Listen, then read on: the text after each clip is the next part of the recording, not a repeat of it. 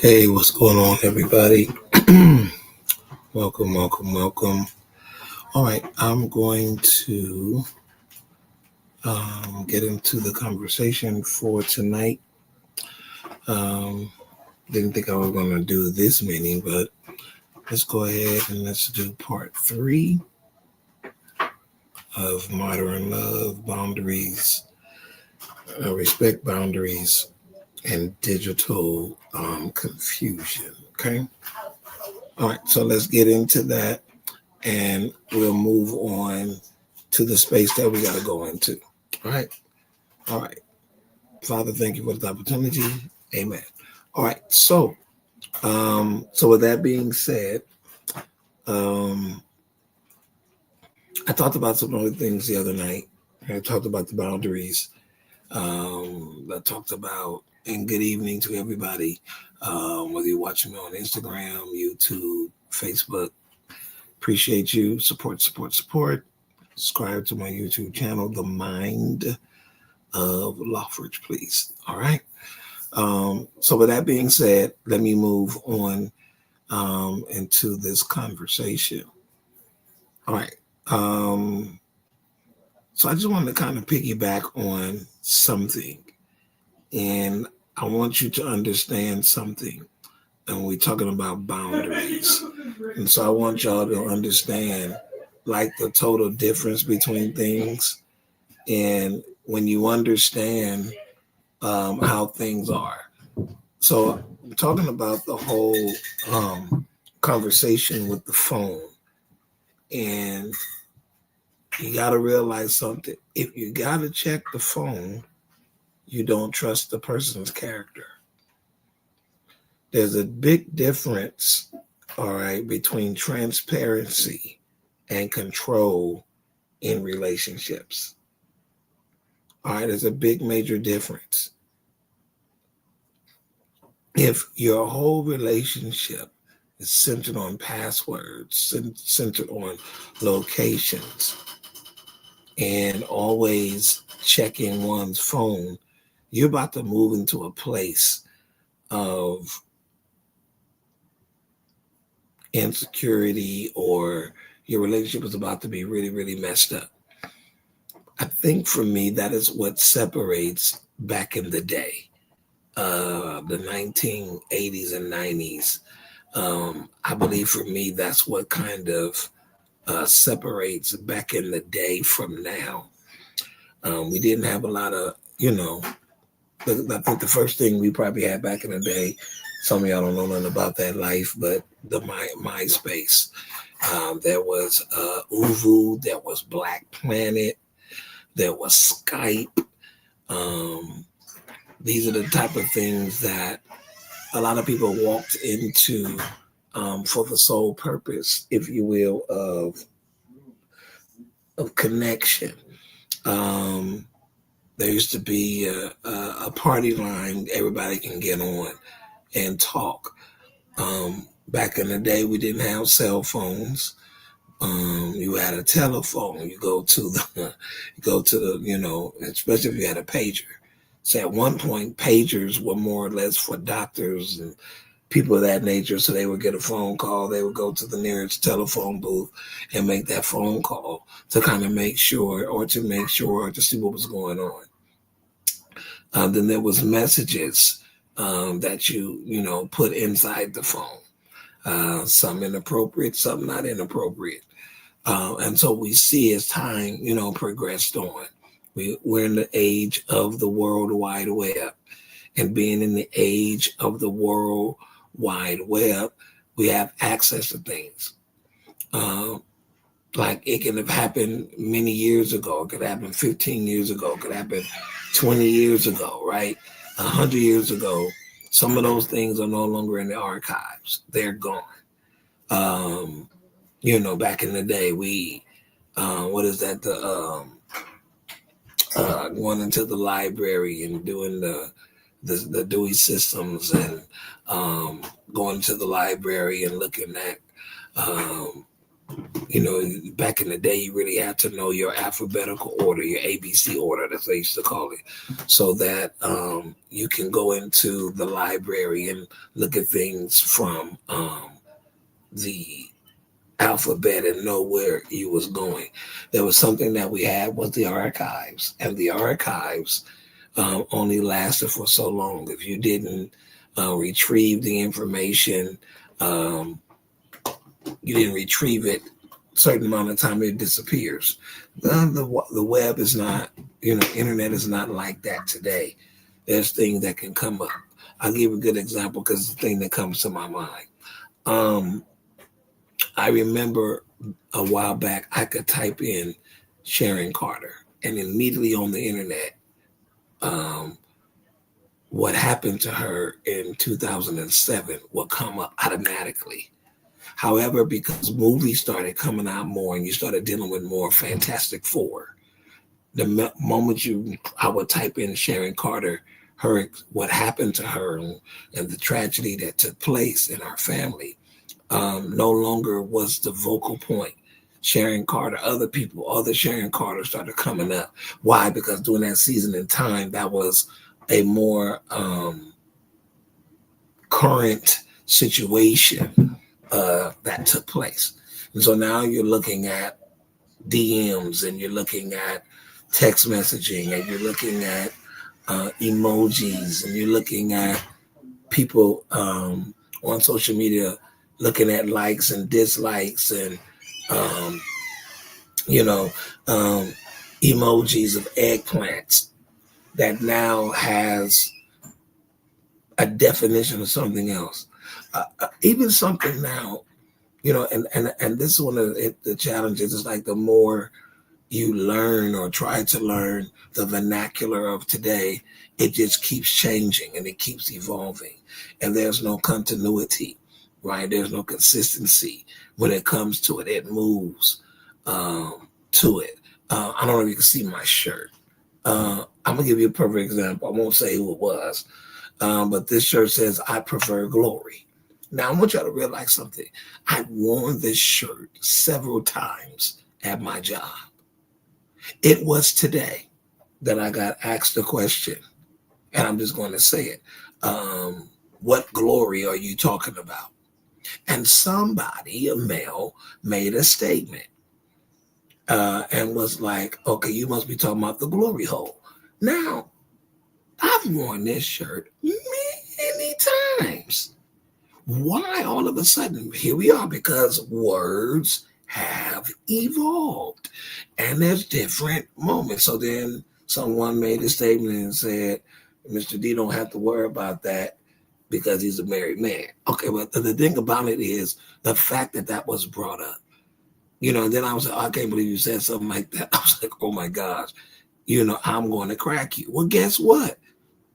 The word crack now does not have any connotation back in the day of when I would say crack man, like I'm about to put hands on you. Hey, Melinda, I'm about to put hands on you. Crack now does not have that connotation. It now, in certain circles, it has the connotation of some form of sexual overtone. This is what the times in which we live in now. That words keep evolving. It's not there's no consistency. There's no continuity. It's different. You know what I'm saying? It's forever moving. There's no consistency. No matter how a word had its etymology in something else, it now moves into different aspects. So it doesn't mean that now. And I, often tell those in this particular generation, I'm glad I wasn't a part of the generation, because everything is ever evolving, and it's not, and it's no, it's no authenticity. Definitions are vague. One week it means this, and another week it means this, and 2 years from now, something else is going to have a different meaning, because that is the time in which we live in today, right? Where words are ever ever evolving, and the definitions shift and the definitions change. And so I think this is one of the issues and the challenges that we have today, is there's no continuity, and there's no you know it's relative truth. It's not absolute truth, it's relative. So what's true for you is not true for me, and there are universal truths across the board. And I won't stay on this too long, but one of them is the law of gravity. What comes up must come down. The law of relativity, the law of thermodynamics. These are laws that are within the world, that cannot be altered and cannot be shifted. No matter how many of you think in this world and in this era, in this epoch, in this dispensation, doesn't matter how many times you think within yourself, you can bring things into fruition just by your words, right? And so, and if that's the case, many of us would never have left out of relationships we were in. We would have never broken up with people. We would have still been with them because, we put it in the climate, we put it in the atmosphere, we spoke it out there, we put it out there. And so you're never, I'm never going to leave you, and you're never going to leave me. And I put it on my vision board that we're going to be together forever, forever, forever, forever, forever. And nothing's going to separate us. We're going to love each other. We're going to be here for each other for a long duration. And if you ever leave me, you're going to come back to me, and all of these things, because of the verbiage that is being expressed, right? And so I said all of that to say, we have to move into a place of continuity, and this is where a lot of the challenges come, right? And so it's boundaries. As I said the other night, relationships now are vague. It's not clear. Messages can get lost in translation by texting. And so we got to talk about it, passwords, locations, and jealousy, and why accountability isn't the same as surveillance. All right. This is a thought that just came to my mind. So at my job,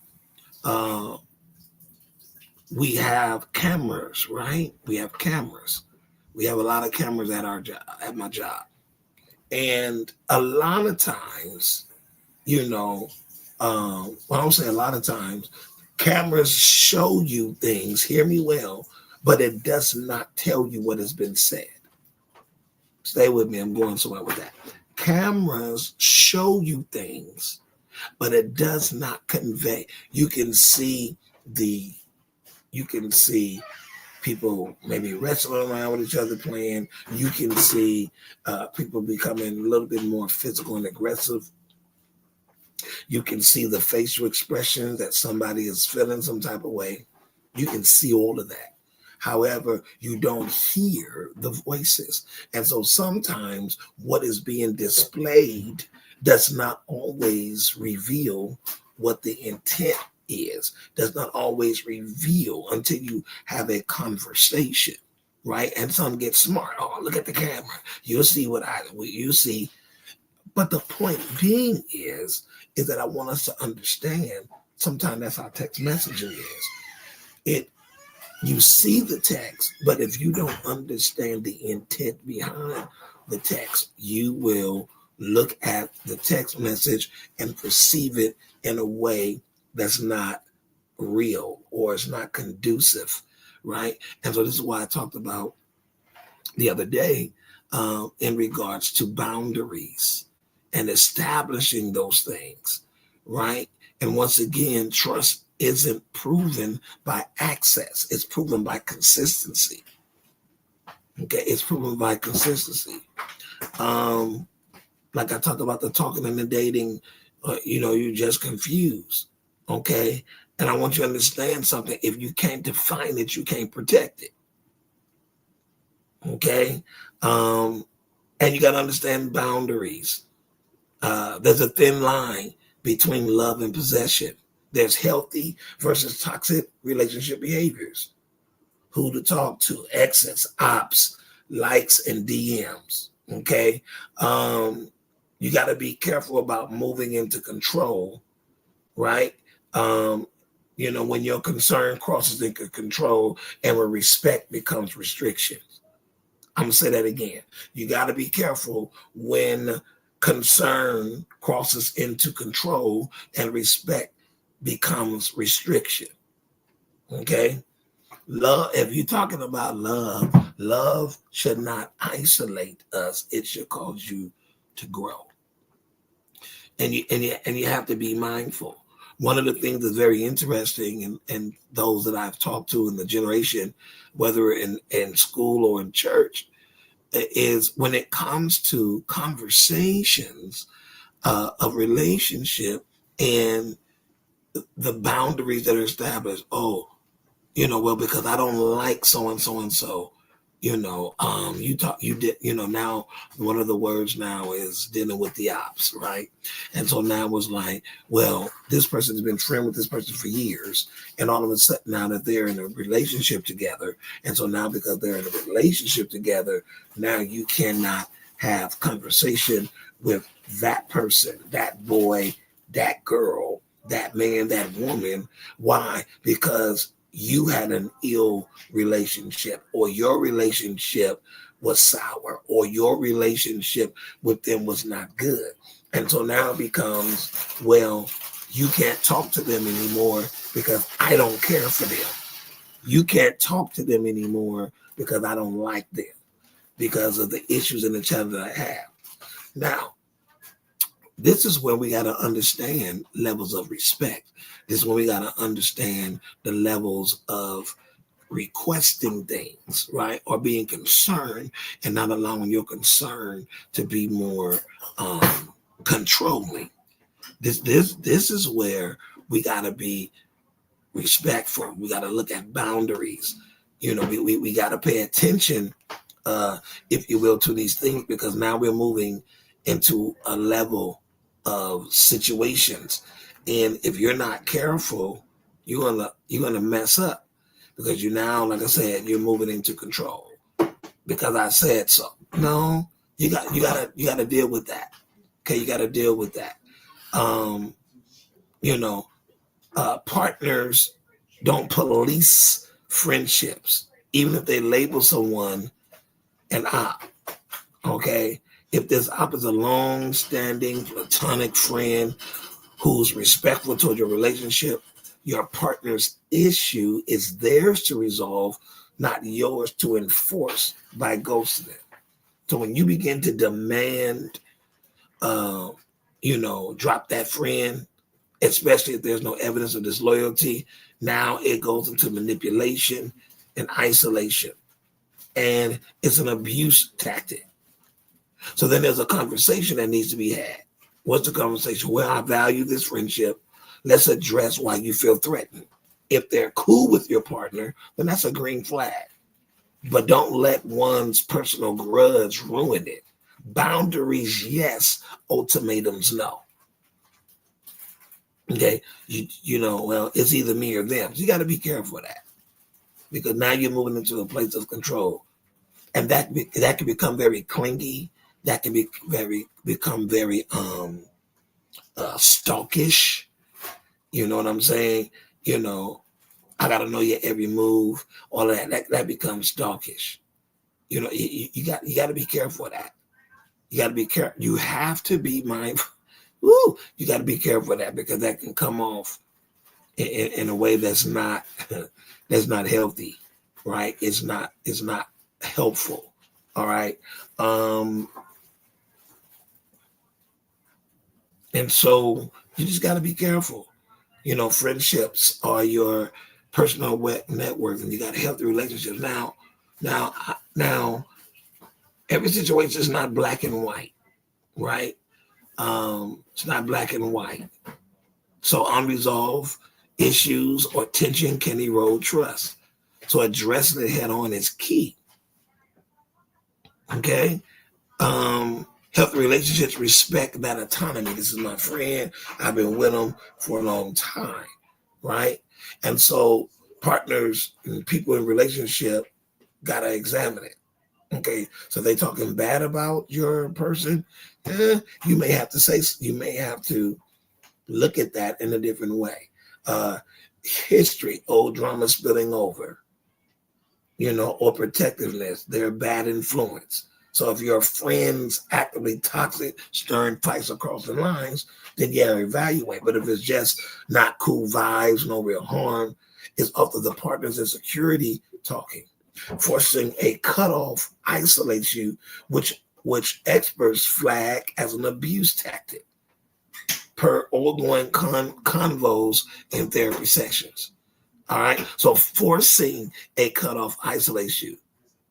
So now you're moving into abusive conversation. You're moving in abusive relationships. You're moving into ways that is not wholesome. And you got to be careful of that. Okay? You got to be careful of that. Don't put yourself in a controlling environment. Okay? Now, this is why dialogue and conversation has to have. There's I think it was Kenny Rogers. Some of y'all don't know about Kenny Rogers. He's just sing a song that says, you got to know when to hold them, know when to fold them. You got to know when to do certain things. Okay? Here's what it looks like. Your friend is loyal to you. No active sabotage. Partner dislike is vague. I just don't vibe. I just don't care for that person vibe. All right, communicate. I value your friendship. Let's find ways to coexist. Okay, don't cut off. Because what happens is it preserves your independence. Blind loyalty to partner with friendship can backfire long term. Your yellow flag is friends snarky about your partner but chills when asked. Partner pretty much rag but isn't demanding. So, you may mediate, joint coffee chat or neutral zone rule, no trash talk, limit your overlap. Your other situation, your red flag is your friend strewing drama, bad mouthing your partner to you constantly. Partner feels genuinely threatened. So pause, contact temporarily, therapy for you and your partner to unlock jealousy, only cut off if it's toxic to you. If it's one-sided insurance, all right, if it's one-sided reassurance fast, protect the relationship, but don't get rid of your friendship without cause. These are things you have to talk out. Okay? Because loyalty goes both ways. So you should only keep your crew. You get to keep your crew unless they're harming the relationship and you try fixing it. Okay? That's where you have to really look at that and examine that whole piece. Because, like I said, it can take you to a place that's not healthy and conducive for who you are as an individual. All right. Feel free to drop any questions that you might have as I am talking, which leads me to compliments. This is very important. Compliments. Because, as I talk to different individuals, the issue is the compliments. Why are you complimenting her picture? Why are you complimenting his picture? And, I think for me, you have to be mindful of that type of mindset. Because there's a difference between acknowledging attractiveness and admiring in a way that stirs desire or comparison. Okay, so just to say that's a nice picture of them, or they look good as an observation. We as humans, we naturally recognize beauty or handsomeness. Now the issue is, and this is where the challenge comes, when you verbalize it on social media, it can be misinterpreted as flirting, comparison or emotional openness towards someone else. Okay, here's the preacher me, here's the Christian part of me. 1 Thessalonians 5:22 says, abstain from all appearance of evil. So it's not just about what you mean, it's also about how it can be perceived. So then there's that respectability that goes there, right? I often tell people, if that's your boyfriend, if that's your girlfriend, then sometimes what is missing is that piece right there. That's my boyfriend. Well, that's a boy, that's a friend in a more intimate way. However, you're not trusting the situation because you are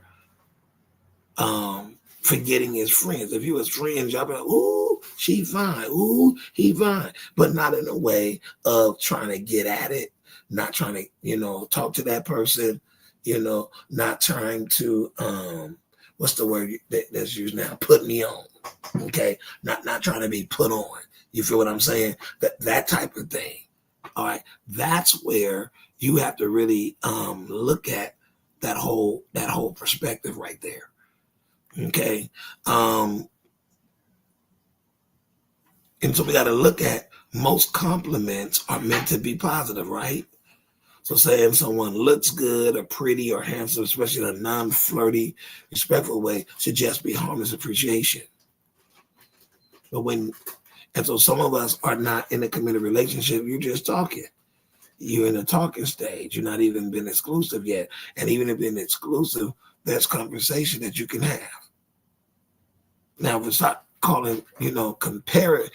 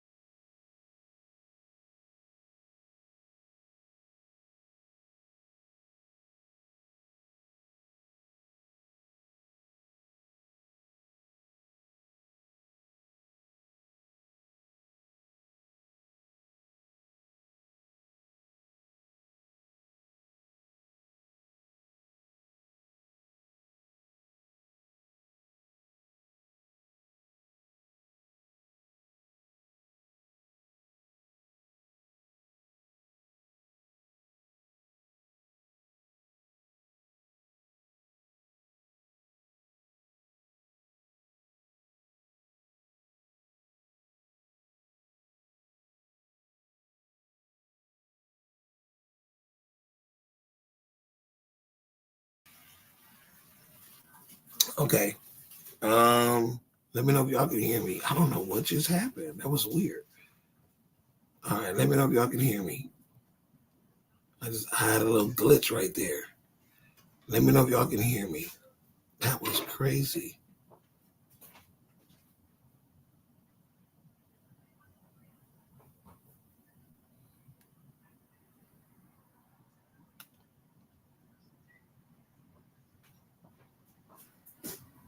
Okay, can anybody hear me? Can anybody hear me? Let me go look. That's crazy.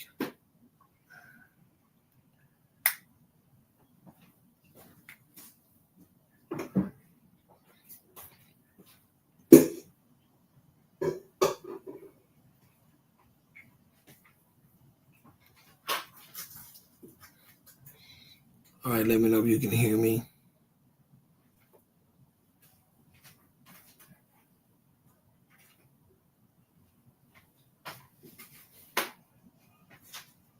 Okay. All right, I'm gonna continue.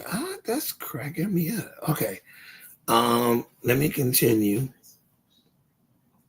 And I don't know what happened.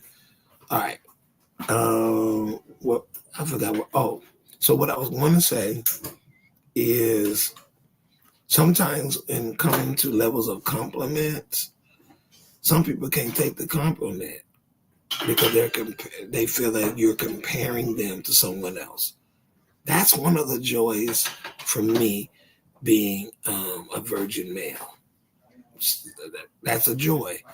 I have no one to compare with. All right, especially from a physical, sexual way. I have no one to compare with. I don't, because I didn't have that type of relationship. Did I talk to different people? Absolutely. But when it comes to that, and then I wasn't in a lot of relationships like that. Even as a teenager, I wasn't in a lot of relationships like that. It wasn't that I couldn't. I chose not to for my own purpose and reasons. Um, but the deal about it is, I'm saying that is, I think it's so important for us to understand is comparison, right?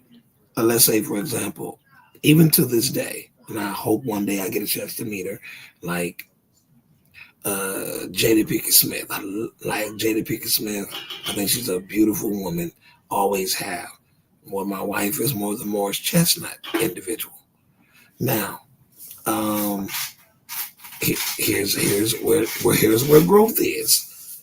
All right. One day she bought me this magazine, and it was a picture of Jada Pinkett Smith, and Jada Pinkett Smith was in, I think it was a bathing suit. Now, some of us were not mature enough for that level, right? And it was a magazine, and I was like, "Oh, thank you," and I was like, right." We went to a movie. I mean, not a movie. A play a long time ago, and um, Morris Chestnut was in the play. She didn't know Morris Chestnut was in the play till he walked out. I think at that point, I think she was pregnant with Soraya at the time, and so the actors. Long story short, the actors was coming out, right? And I think she was about 8 months, maybe around that time, maybe 7 to 8 months at that time. And I was like, "You wanted to make more chestnut?" It was a long line. No, no, no, girl, you pregnant. Girl, they gonna let you go in that line. Let me tell you something. I told her if that was an opportunity for me to meet Jada Pinkett Smith, I promise you, you've been sitting over there with your pregnant self, and I'm gonna go have a conversation, and if possible, get a picture.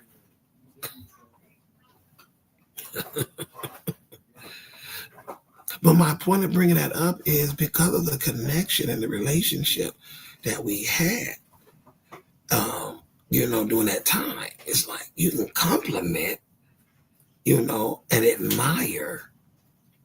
There's nothing wrong. But now the challenge with that, if I keep saying, "Oh my God, ooh, Jada is fine," and then start telling my wife, "Maybe if you do this."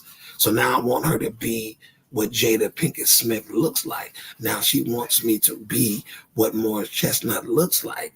And that's where a lot of challenges and issues come, is when you want the person that you with to become the person that you no longer with. You want your present to look like your past. And you cannot allow yourself to want your present to look like your past. Because if you want the person that you with presently to look like your past, you're now impeding on the future that you both could have, because you're spending time, wasting time dealing with the past.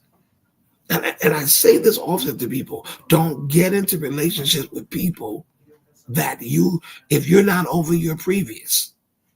And here's another thing, and here come my part four. I feel it now.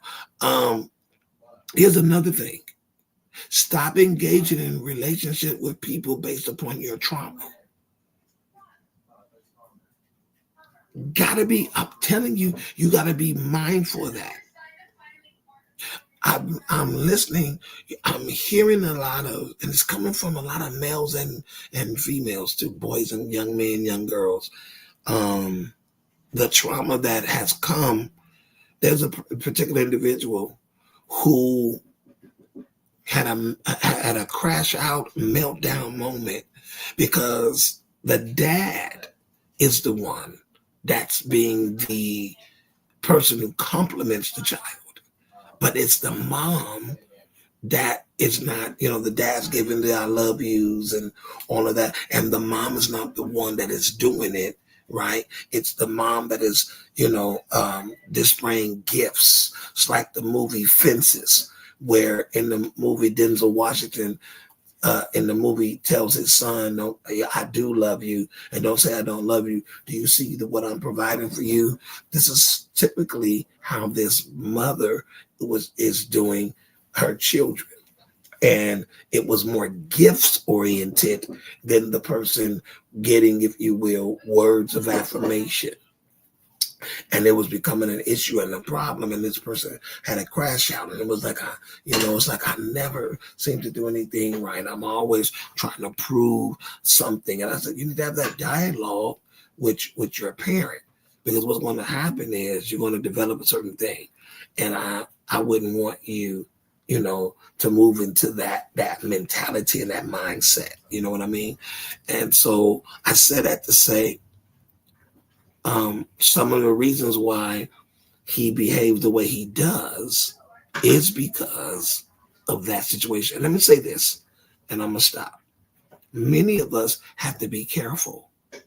Careful what, lovers? We have to be careful that we are not engaging in relationships out of our pain. Find a way, in the words of Jamal Roberts, heal, heal, that heal from that. Because let me tell you something.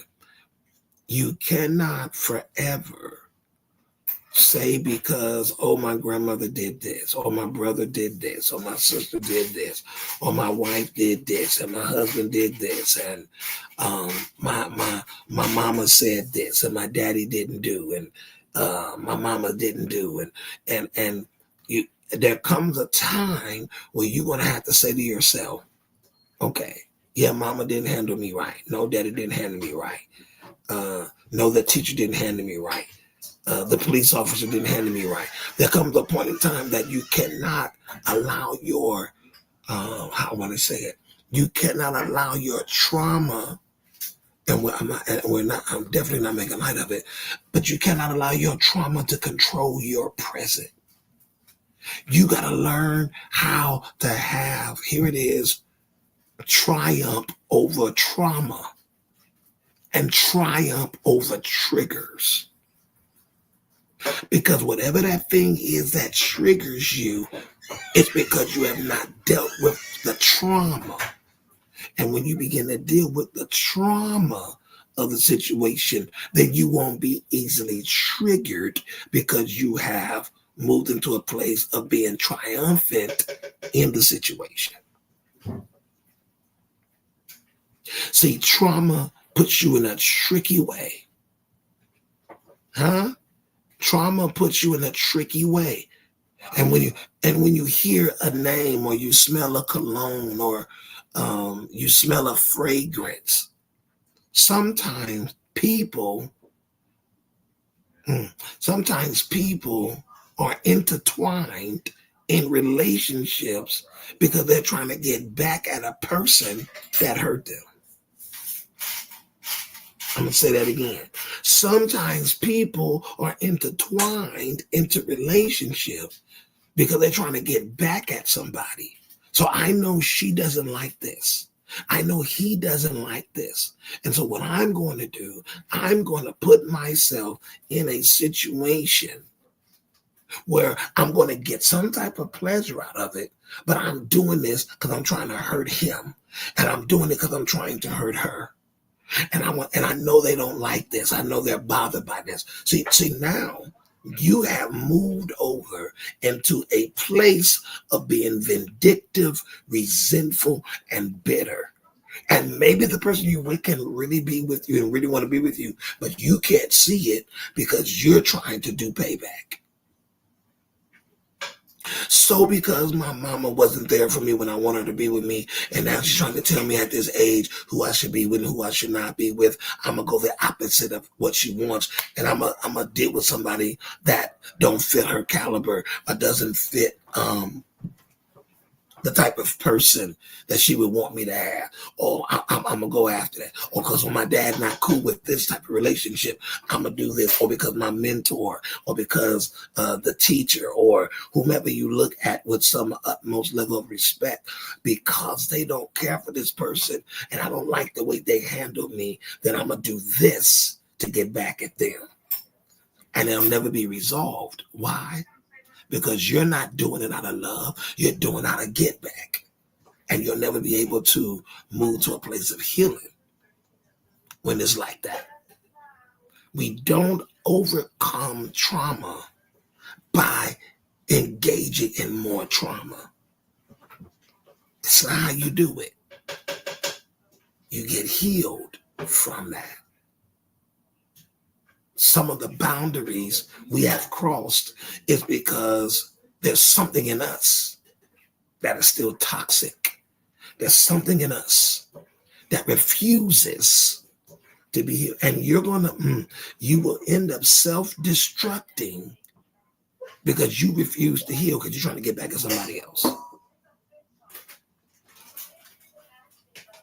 And so you have to establish these boundaries and things for you. Okay? So I just want you to, hey, what's going on? Love you, man. So I just want you to catch this because it is tricky. Okay? It's tricky. All right. Part 4. Part 4, because I went a whole nother level. I went another way I wasn't even anticipating. Okay? Lord, you know, individuals on the sound of my voice were dealing with relationships and trying to mend and trying to move further and in life, but it's so traumatic for them. So I pray that you sustain them and help them and groom them in a way that would be conducive and healthy. Help individuals to overcome trauma. Help them to overcome triggers. Help them to bond. And help them to disassociate themselves from anything that is unhealthy, unethical, inappropriate, immoral, illegal, toxic, poison, unhealthy, unwise, sophomoric, immature, irrational. Help somebody make better decisions. Help them to come together and set boundaries in their heart. Even Proverbs 4:23 says we ought to guard our heart, for out of it flows the issue of life. In Jesus' name. All right, I'm done. May the love of God, the grace of our Lord Jesus, and the fellowship of the Holy Spirit be with you all. Now unto him that is able to do exceeding abundantly above all we can ask or think, according to the power that worketh in us. Much prayer, much power, little prayer, little power. No prayer, no power. Go with God, and he will go with you. And I believe God.